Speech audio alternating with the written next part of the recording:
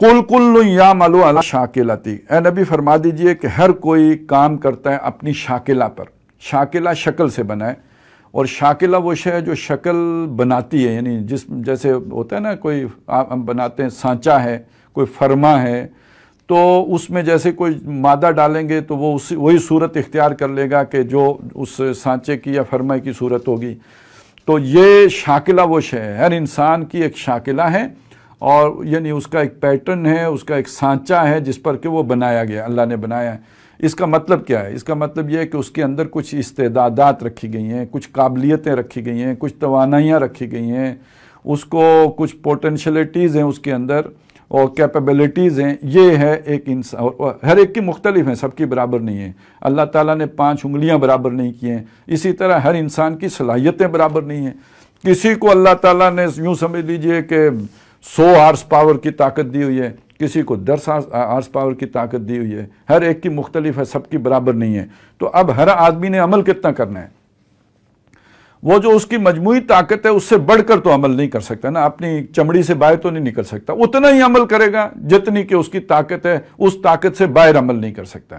یہ وہ بات ہے جسے قرآن مجید دوسری جگہوں پہ کہتا ہے کہ لا یکلف اللہ نفسا الا وسعہا، اللہ تعالیٰ کسی جان پر ذمہ داری نہیں ڈالتا مگر اتنی ہی ڈالتا ہے جتنی اس کی وسعت ہوتی ہے، وہ وسعت ہی اس کی شاکلہ ہے۔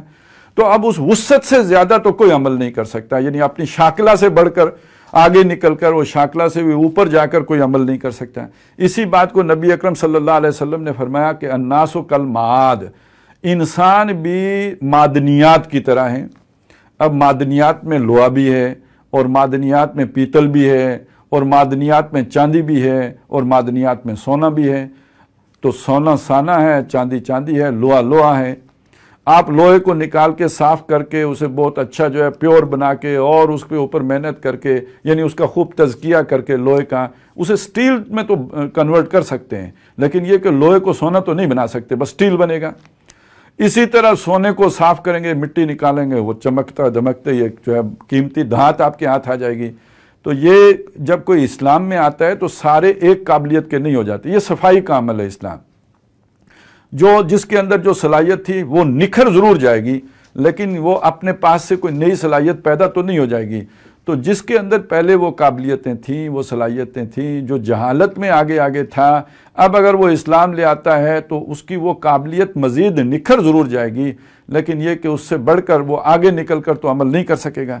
اب اسی کو دیکھ لیجئے کہ جو سورہ اعراف میں ذکر آیا تھا نا کہ جس کے اعمال بھاری نکلے، ثقلت، یعنی یہ کہ یہ ضروری نہیں ہے کہ اللہ تعالیٰ یہ طے کر دے کہ ہر ایک کے عمل 10 من ہوں گے تو پاس ہے، اور اس سے کم ہوئے تو فیل ہے۔ نہیں، ہو سکتا ہے کسی کے محض 10 سیر ہوں تو وہ پاس ہو جائے، کیونکہ اللہ کو یہ معلوم ہے کہ اس کی استعداد ہی اتنی تھی، یہ اتنا ہی کر سکتا تھا، اس کے اندر صلاحیت ہی اتنی تھی، اور کسی کے ہو سکتا ہے کہ 10 ٹن چاہیے درکار ہوں۔